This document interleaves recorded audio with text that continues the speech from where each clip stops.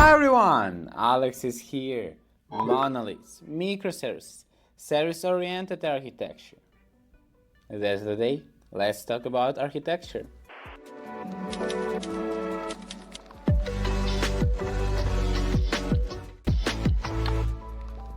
So today we'll be talking about different architecture styles for your application, and right now it's quite important type of talking because not everyone knows the difference, and that's only three of them. There are a bunch of others. Let's understand basically what is the difference between them, what to use when. That's the most important thing, because right now everyone thinks, oh, we should do, for example, micro frontends because it's popular word right now, honestly speaking. But it's not what you should do, for example, right now. Maybe service oriented. That's what we'll be talking today. And we'll be starting with monoliths. Monoliths, I will say that it's the first and the most logical architecture that was created. In general, I think it was created from the very beginning like it was the programming. And it's quite understandable. For example, you're creating a website. You're taking one of the programming languages, and the only one, for example, JavaScript, and the backend will be on Java. Okay, we're doing that. And you're not thinking, for example, to write some part of your application on Go or C. There wasn't Go at the time. And the question is, and the problem is, that monoliths was the first step of working with the programming. So basically, all of the applications, they have been monoliths. And they have been straightforward. It was like one big building. An idea of monoliths, it's quite simple. Everything on one place. So you have, for example, web cabinet, you have website, you have mobile app, and all of them are using, for example, one backend service that works with everything. That's how monoliths looks like. An idea of that is like a building. There is each floor a specific method, and you can easily go between them. What is good here? Good in monoliths are, firstly, it's easy, it's faster, it's more understandable, and the most important, faster. Yeah. So that's what is good here, but we have some cons, and they are a little bit tricky with good ones. Why? Firstly, when I told you that it's easy, it is, but when it's the beginning. So basically, I recommend you to use monoliths when you're trying to start your application. Don't create service-oriented application or microservices from the very beginning. No, it's basically better to work firstly with monoliths. Why? It'll be faster. But if you will continue working on that, you'll have some problems. And that's the same speed. It will be slower down because of the complexity. Your application becomes bigger and bigger, and that's like becoming from one floor house to the 2 to the 3 to the 10 to the 40. And can you imagine you're in the steps house and you should go from the first floor to the 40s. It will be a long time. It will be hard. It will be hard to understand how to go there if there was no lift and the stairs are in different places. So that's the problem here. And I think that's the biggest one. That is the scalability. It becomes really hard to understand what is connected to what. It becomes more relied on the people who have been creating that. So that's very good if you're a developer who don't want to go from the company. You're creating monoliths and no one except you will understand the system. But this will really make you bad to work on that. The next step was when, for example, you have been creating an application, it was monolith, it was faster to work, it was understandable, then you see this problem of scalability. So this problem will be only in companies who are making more and more in their development. So they scaling up, they have new services, new features, they see their new pretty big goals for the next 5 years, for example. So that will be the problem. And that's why service-oriented architecture was created. This one really helps you when you're trying to scale your project. So it was created because of the problems that Monolith was doing. And an idea here is like in a super mall or just mall. For example, you have a shop that sells shoes and dress. And an idea here, you can use the same payment method, but it will be different parts of your store. What is the problem here? You know what, not. Let's go from the something good. What was good in this method? Was that the architecture was created because of the problems of monoliths. So, the story.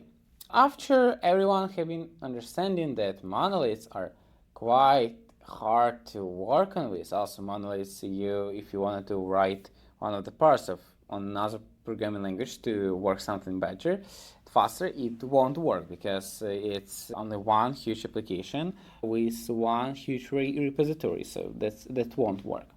So service-oriented architecture should break this problem. And it was like a mall. So imagine that you have a shop that have two parts, one with dresses and another with shoes. But they can use the same payment method that has been used through all of the mall. So you can divide that into some parts, but it will be centralized. So you still have one service that manages all of the others, but you can reuse some of the components. So you should not use the same, for example, you're not just dividing your monolith. No, you're dividing the specific parts, but the center is still here. And all the communication goes from the center. So it's like a circle that's going into the center. And the center goes to your application. The good thing here, it was reusable, like things have been reusable. It was easier to understand. It was centralized. Like if we have any problem, it's like we can check that in the center of the console, and everything was quite good. It was like using enterprise service bus. But we have a problem, bottleneck. Because of this center, if your center doesn't work, everything ruins. Just everything. That's the problem. And the next thing, it's harder. Significantly harder. It's not so popular also, or if we're talking about right now. Because of such connectivity to the center of your logistic, the problem is that you not every time can have control between all the services, and you're reusing a lot of the things, a lot of the components, but you still have a problem how you can make that not to be ruined, because it feels like one monolith because it's on one service that just takes another's. So like it's like dividing your application into different repository, but they won't work separately. They just all of them work to the one center. That's the problem here.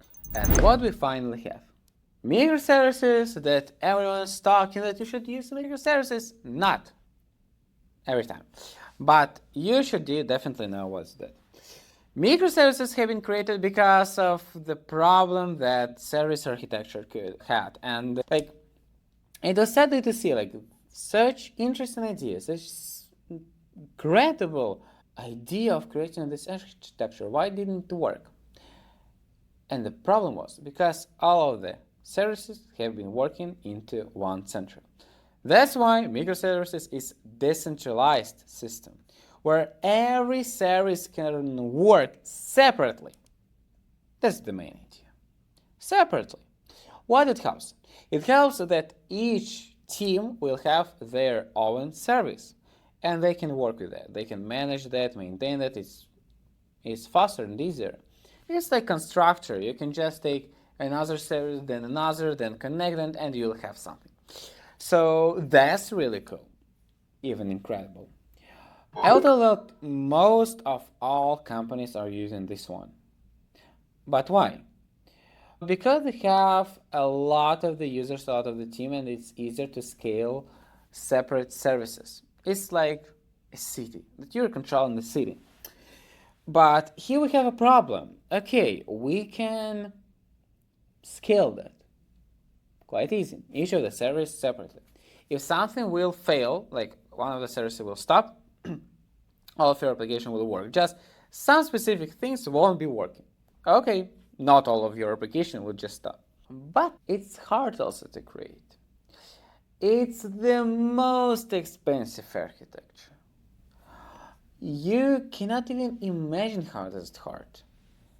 In the question of the money, it's quite hard and diagnostic.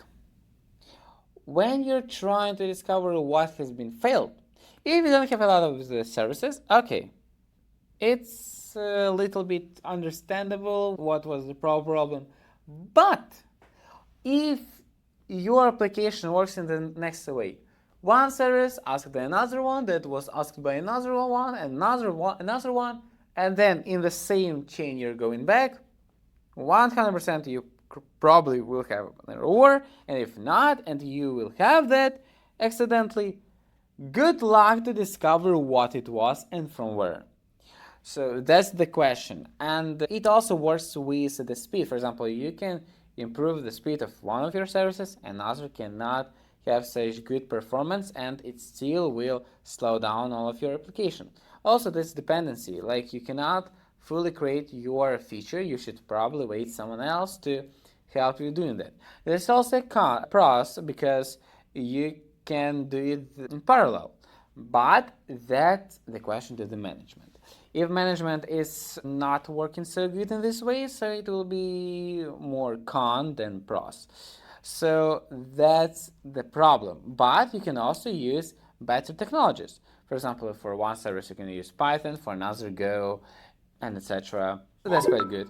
And once more time, it's decentralized. So all of them can be used separately. One service can just hold your website, can ask another service to take some data. That service can ask another service to take some data. Then you can have another service to work with another repository, for example, for one for your site, another for web application, another just works with your mobile, for example. It could be, who knows. That's the thing. So it's also an interesting thing. And let's think what to use. Because there is no, of course, one way of saying. Because if there was the easiest answer, you'll know that. Definitely, right now. But if you don't have that, probably the answer is that each tool works in a specific situation.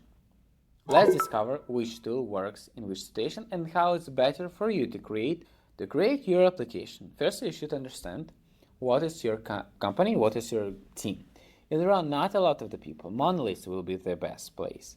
And not only the Monolith, if you're starting your company, you're starting your startup, it will be easier, it will be faster, and faster. It will be the most right answer for monoliths. It's faster. Then, when you're growing and you understand that you can have a couple of teams, but not a lot of people. For example, one people for each service, because your application becomes bigger. And right now I'm telling that sites won't be interesting. It's applications, web applications, mobile desktop applications, they will be interesting. So it's quite big things. So monoliths will be hard here, like it will be scaling, and at one moment it will be hard for you, and when it's hard for you, it means that you should probably change the architecture. You're going to service oriented application.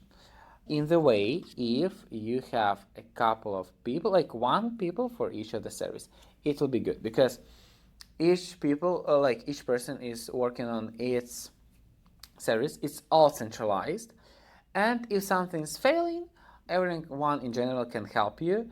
And the first and the second one, you're faster creating your application because you can do in parallel some of the things. And then your application not just becomes bigger, your application starts to not just work with error handling. No, it's not the right way to say. It's rather you can scale that, even creating a different applications, like more apps, like filials, not just one restaurant, but a couple of such restaurants that will be working independently. Or you see that you have the functionality completely different in your application. For example, one that shows you the list of the videos, another one that can edit them, and another one that can play that. So in such way, you should create microservices. Microservices will help you to first also faster creating all of the applications. It won't be centralized, so you can independently, for example, publish that. And the thing that your application will be like, if something will be failed or something will be down, of your application still will be working. So when each of the user is important, and when you see the future of your application for 5 years and this scaling, that's the thing. So that's important thing for you to know. So when you have really big different parts of your applications, better to go with micro frontends, but don't go to them at once. No, like you can go, but just keep in mind what is good, what is bad here. And you to know, monoliths is also good. Netflix, eBay, they have been going from the monoliths. They have gone to micro frontends. If I'm not mistaken, eBay has, not eBay, one sec. It's also one of the most popular one. Yeah, probably forgot this one. Or Isti, something like that. Okay, like maybe that's eBay. It doesn't matter. Like they have been also using micro monoliths, and then they have gone to service-oriented programming architecture. But that depends on what will be with your application. So please keep in mind this information. Thanks everyone for watching this video. Hope that you discover more for you, and right now you'll know what to use for your architecture. See you. All the best.